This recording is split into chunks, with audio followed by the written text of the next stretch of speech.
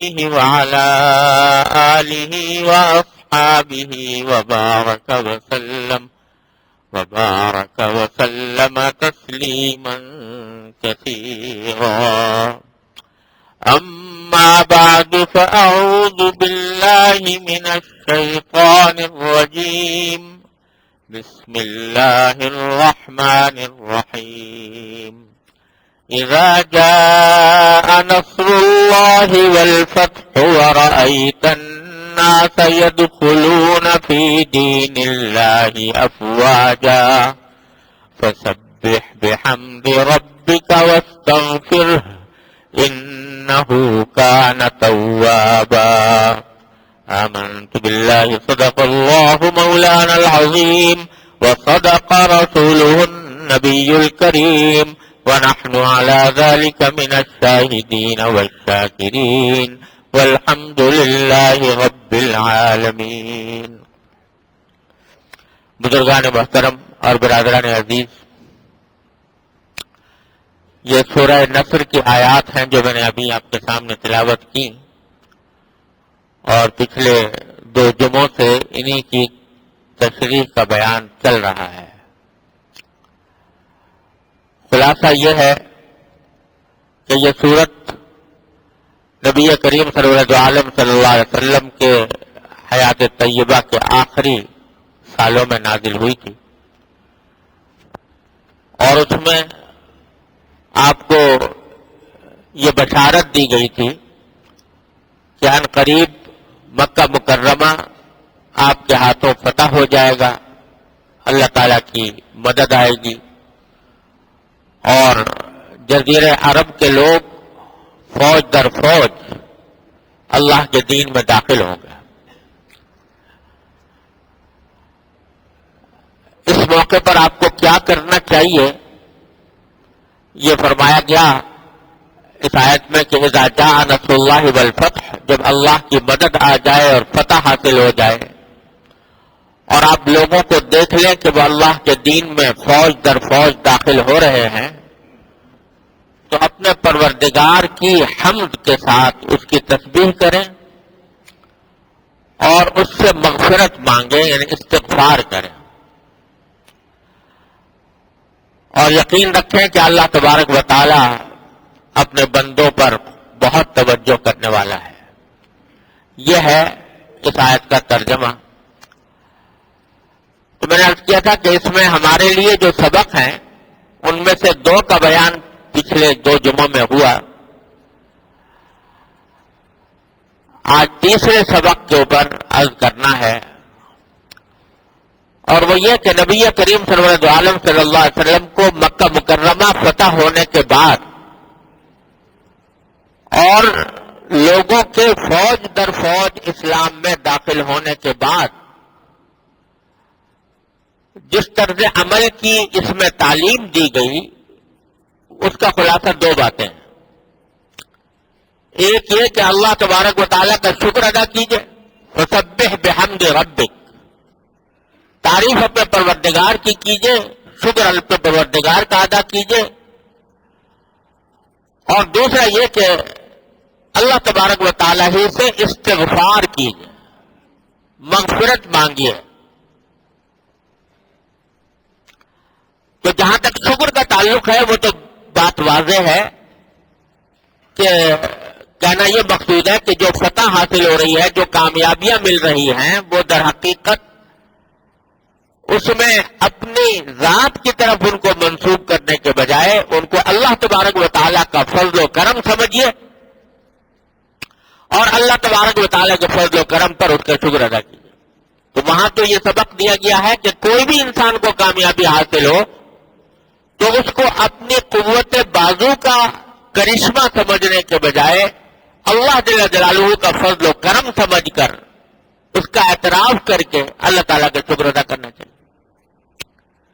لیکن دوسری بات جو فرمائی گئی وَاسْتَغْفِرْهُ، اللہ تعالیٰ سے استغفار کیجئے. استغفار کے معنی ہے مغفرت مانگنا، معافی مانگنا.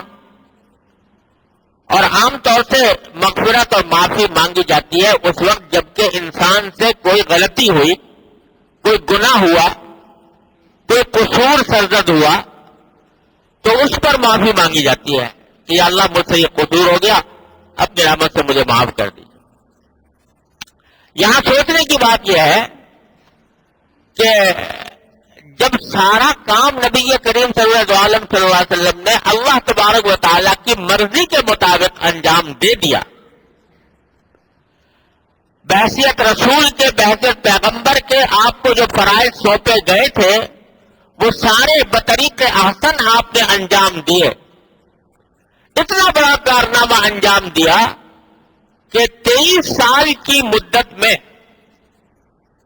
23 سال کی مدت کیا ہوتی ہے قوموں کی زندگی میں، اس کی کوئی وقعت نہیں، لیکن 23 سال کی مدت میں نبی کریم صلی اللہ علیہ وسلم نے پورے جزیرے عرب میں ایک ایسا انقلاب برپا فرمایا کہ عقلیں اس کے اوپر حیران ہیں۔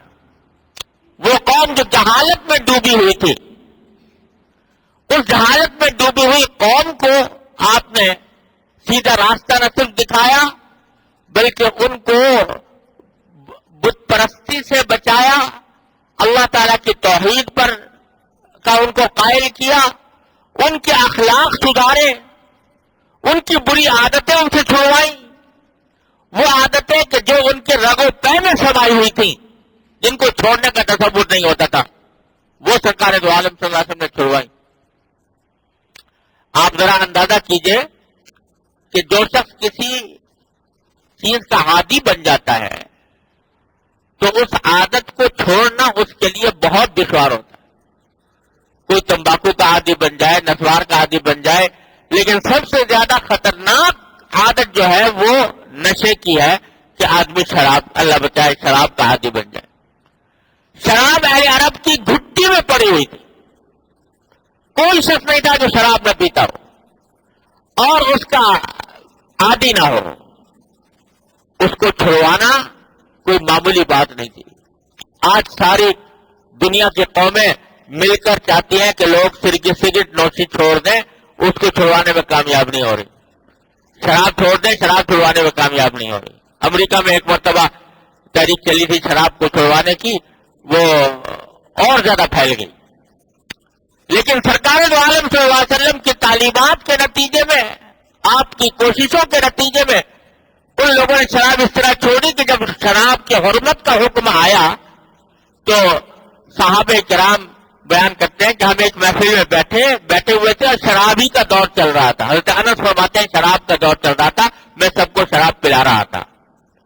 اچانک سرکار دو عالم صلی اللہ علیہ وسلم کی طرف سے منادی کی آواز آئی، الا ان الخمر قد حرمت، سن لو کہ شراب آج سے حرام کر دی گئی ہے۔ تو فرماتے ہیں انس کہ جس کے ہاتھ میں شراب کا پیالہ تھا اور منہ کے قریب پہنچ چکا تھا، اس نے یہ گوارا نہیں کیا کہ ایک گھونٹ لے لے، اسی وقت پیالے کو پھینک دیا، اور اس کے بعد کسی نے شراب کو ہاتھ نہیں لگایا، مٹکے توڑ ڈالے اور شراب مدینہ منورہ کی گلیوں میں پانی کی رو کی طرح بہنے لگی۔ اتنا بڑا کارنامہ، یہ ایک چیز ہے۔ اللہ بچائے، بے حیائی اور فحاشی کا بازار گرم تھا۔ حضرت مرثد ابن ابی مرثد رضی اللہ تعالیٰ عنہ فرماتے ہیں کہ میرے جاہلیت کے زمانے میں ایک عورت سے تعلقات تھے اور بہت گہرے تعلقات تھے۔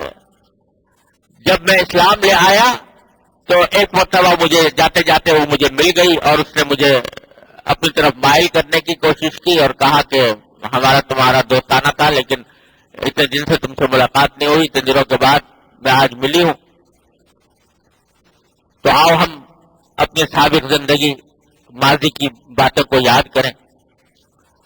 حضرت مرثد نے کہا کہ اب میں اسلام لا چکا ہوں، جناب محمد رسول اللہ صلی اللہ علیہ وسلم کے دست مبارک پر بیعت کر چکا ہوں، لہذا اب مجھ سے توقع نہ رکھنا کہ میں یہ گناہ کروں گا۔ وہ حیران ہوئی کہ خدا کے بندے، تم وہی مرثد ہو جو میرے ساتھ اتنی محبت اور عشق کا مظاہرہ کرتے تھے؟ حضرت مرثد فرماتے ہیں اب مجھے اللہ تبارک و تعالیٰ نے ہدایت دے دی ہے، میں اسلام لا چکا ہوں، اب یہ نکاح مجھ سے نہیں ہو سکتا۔ اس نے کہا اچھا ایسا کرو، اگر یہ نہیں ہو سکتا تو میں تو تمہارے بغیر رہ نہیں سکتی، لہذا تم میرے ساتھ نکاح کر لو۔ تو اس مسعود نے کہا کہ نکاح تم مشرک ہو، میں مومن ہوں، مجھے نہیں معلوم کہ تمہارے ساتھ نکاح ہو سکتا ہے یا نہیں ہو سکتا، میں پہلے جا کے نبی کریم صلی اللہ علیہ وسلم سے پوچھوں گا، اگر آپ نے اجازت دی تو بے شک تم سے نکاح کر لوں گا، لیکن اگر اجازت نہ دی تو پھر میں نکاح نہیں کر سکتا۔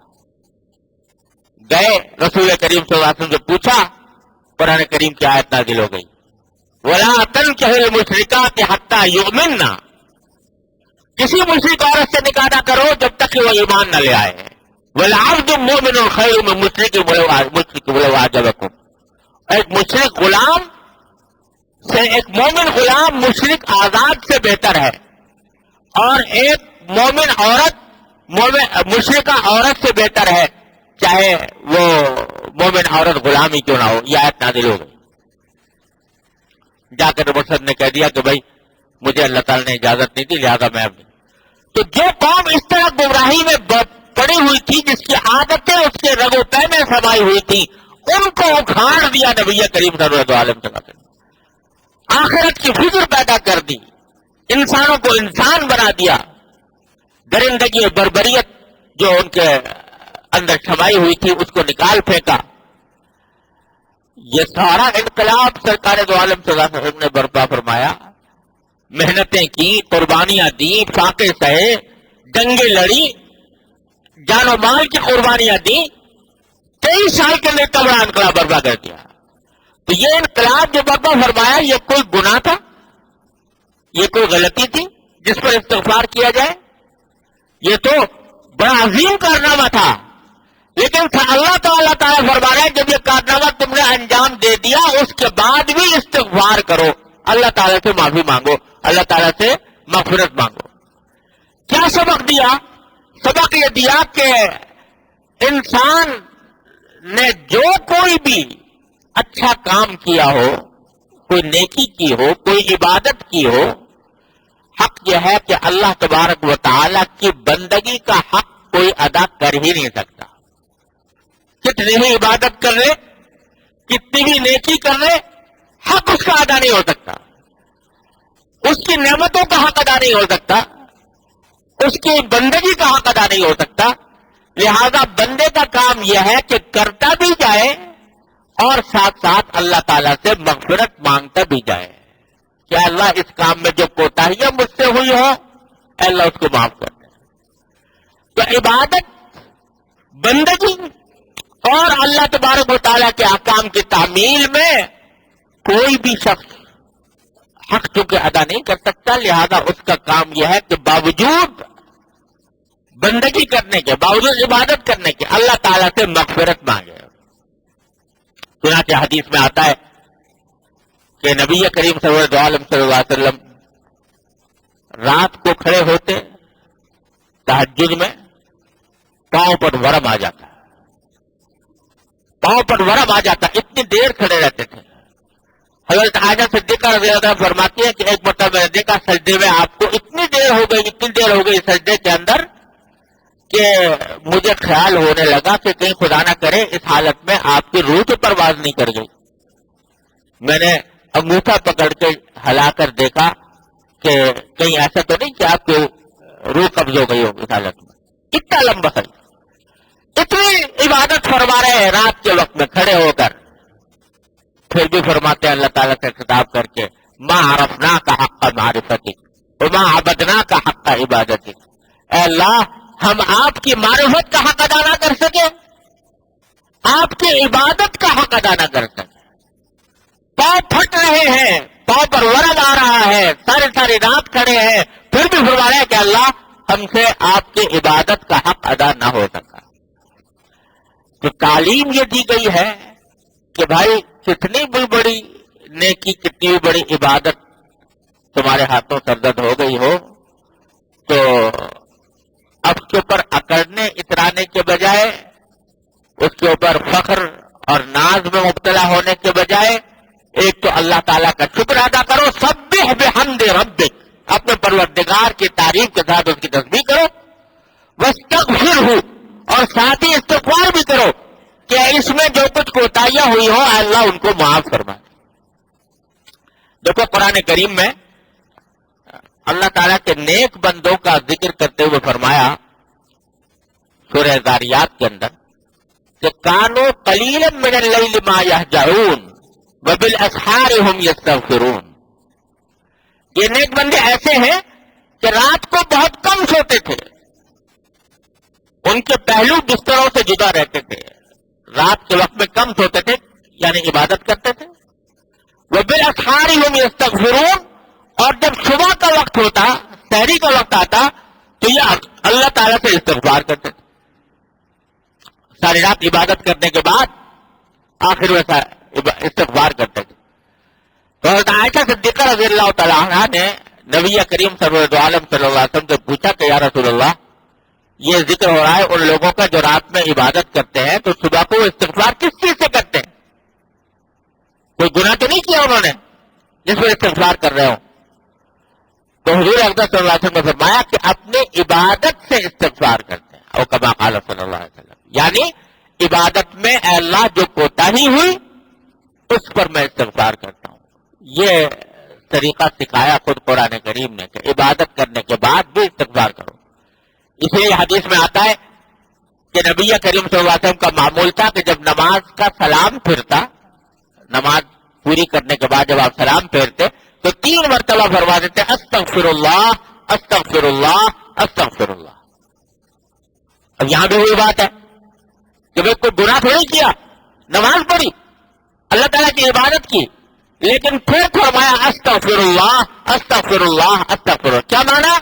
کہ اللہ نماز تو پڑھ لی مگر جیسی پڑھنی چاہیے تھی ویسا نہیں پڑھ سکا، جیسا اس کا حق ادا کرنا چاہیے تھا ویسا حق ادا نہیں کر سکا، تو اللہ میں آپ سے معافی مانگتا ہوں، استغفار کرتا ہوں۔ یہ طریقہ خود نبی کریم صلی اللہ علیہ وسلم نے سکھلایا۔ تو یہاں جو بات سمجھنے کی ہے وہ یہ کہ بسا اوقات ہم لوگوں کے دل میں یہ خیال پیدا ہونے لگتا ہے کہ ہم جو نمازیں پڑھتے ہیں یہ تو بے روح ہیں، بے جان ہیں، ان کے اندر کوئی حقیقت نہیں، بس اٹھک بیٹھک کر کے ہم وقت گزاری کر کے چلے جاتے ہیں۔ تو اس کے نتیجے میں بعض اوقات اس نماز جو کو پڑھنے کی توفیق ملی ہے اس کی بھی ناشکری ہو جاتی ہے۔ یعنی کہتے بھائی ہماری نمازیں کیا ہیں، ہم تو نمازیں نہیں ہیں، یہ تو اٹھک بیٹھک کر رہے ہیں، ایک رسم پوری کر رہے ہیں، حقیقت تو ہے نہیں۔ یہ کہنا بالکل فضول بات ہے، یعنی ہے تو بات تو صحیح ہے کہ ہم ہمیں حق ادا نہیں کر رہے، لیکن بہرحال اللہ تبارک و تعالیٰ کا فضل و کرم ہے کہ ان لوگوں سے حالت بہتر ہے کہ جن کو یہ بھی توفیق نہیں۔ بہت سے ہیں اللہ کے بندے جن کو مسجد میں آنے کی بھی توفیق نہیں ہوتی، جن کو نماز پڑھنے کی بھی توفیق نہیں ہوتی۔ اللہ تعالیٰ کا فضل و کرم ہے کہ اللہ نے اس جیسا نہیں بنایا، اللہ تعالیٰ نے اپنے فضل و کرم سے حاضری کی توفیق دے دی، نماز پڑھنے کی توفیق دے دی۔ تو اس نماز کی بھی ناقدری نہیں کرنی چاہیے، اس کو ناقدری کر کے بعض اوقات شیطان اس دھوکے میں مبتلا کر دیتا ہے کہ بھائی حقیقت تو ہے نہیں نماز کی، کوئی فائدہ نہیں، بے جان ہے، بے روح ہے، لہذا کرنے کی کیا ضرورت ہے، کسی کو چھوڑا بھی دے گا، یہ سوچ کر شیطانی دل میں بات ڈال کر۔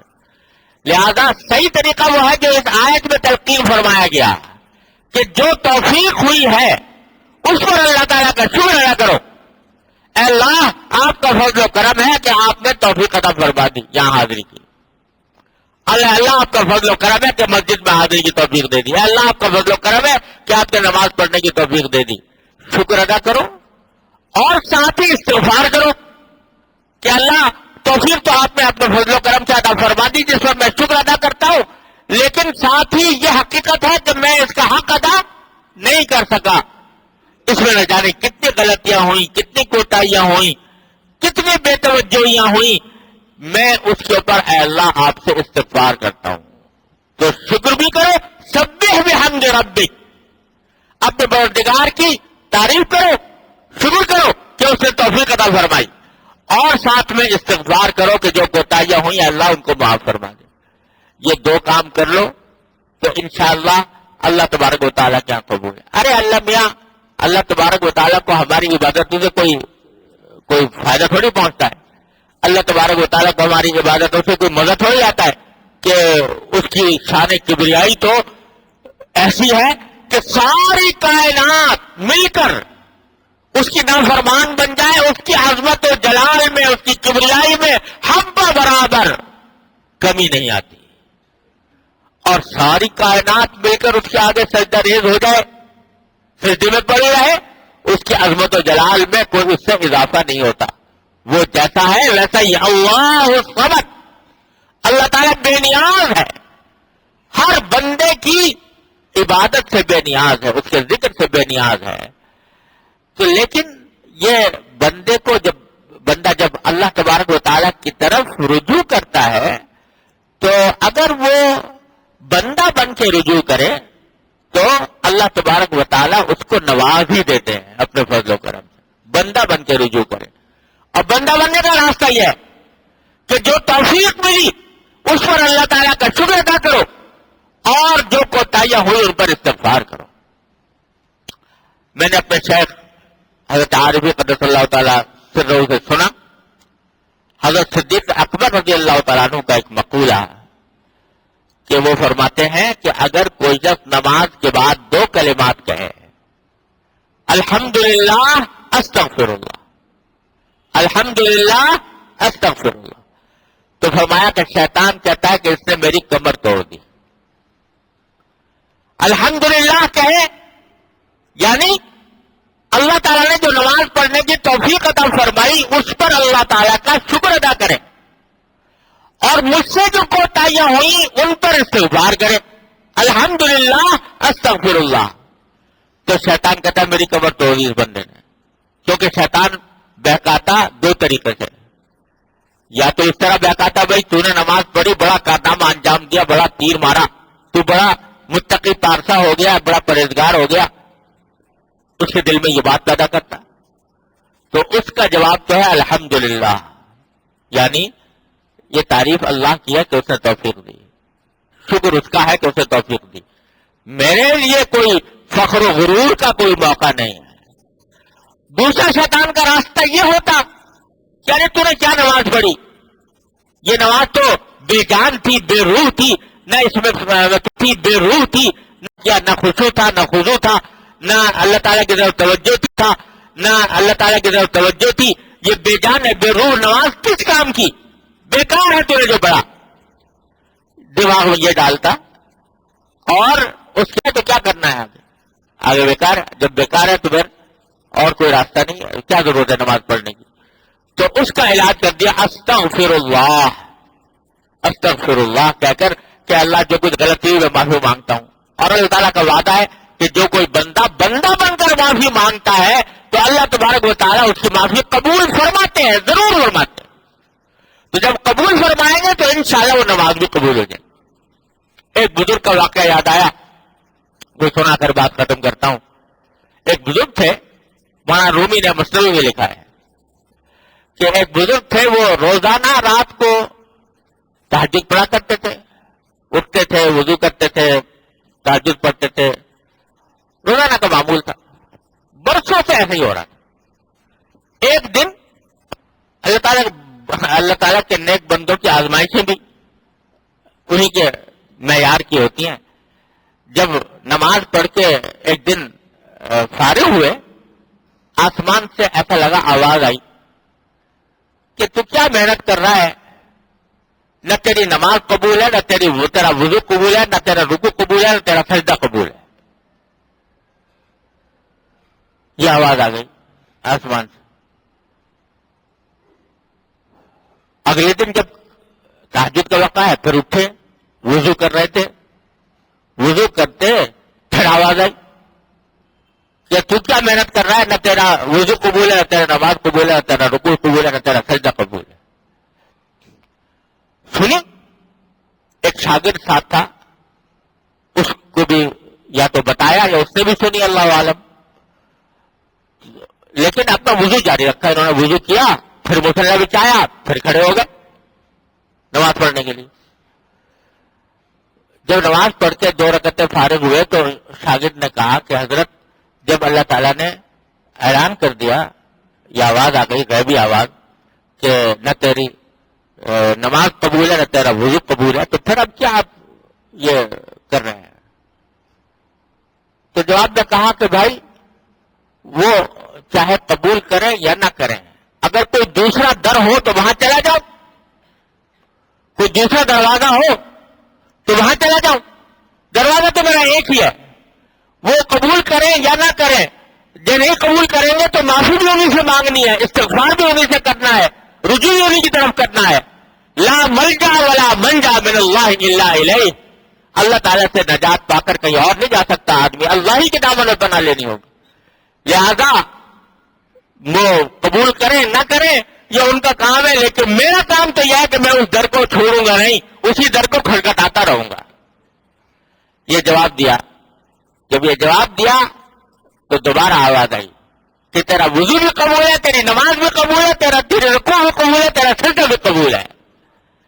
مولانا رومی رحمۃ اللہ علیہ اس واقعے کو نقل کر کے فرماتے ہیں قبول اس اگرچہ ہنر نیز تک کہ جزما بنا ہے دیگر نیز تک، کہ اگرچہ تیرے اس عمل میں ہنر کو خاص نہیں ہے، پھر بھی تیرے اس کہنے کی وجہ سے ہم نے تیرا قبول کر لیا، کیونکہ ہمارے سوا تیری اور کوئی پناہ نہیں ہے۔ تو یہ آزمائش تھی، لیکن وہ اس آزمائش سے پورے اترے کہ بھائی اگر نہیں قبول ہے تو غلطی ہوئی ہے تو مانگو گے تو کہاں جاؤں گا مانگنے کے لیے، معافی مانگنے کے لیے اسی کے در پہ جاؤں گا۔ لہذا یہ جو اللہ تعالیٰ توفیق عطا فرما دیتے ہیں کسی بھی عبادت کی، نماز ہو، روزہ ہو، صدقہ ہو، خیرات ہو، کوئی بھی نیک کام ہو، اس میں یہ 2 کام کرنے کی تلقین فرمائی گئی ہے اس آیت کریمہ کے اندر کہ اللہ تعالیٰ کا شکر ادا کرو اور اللہ تعالیٰ سے استغفار کرو۔ کوئی ساتھ اس کو اپنا طریقہ اور اپنا معمول بنا لے تو انشاءاللہ سب کچھ بارگاہ الہی میں قبول ہوگا۔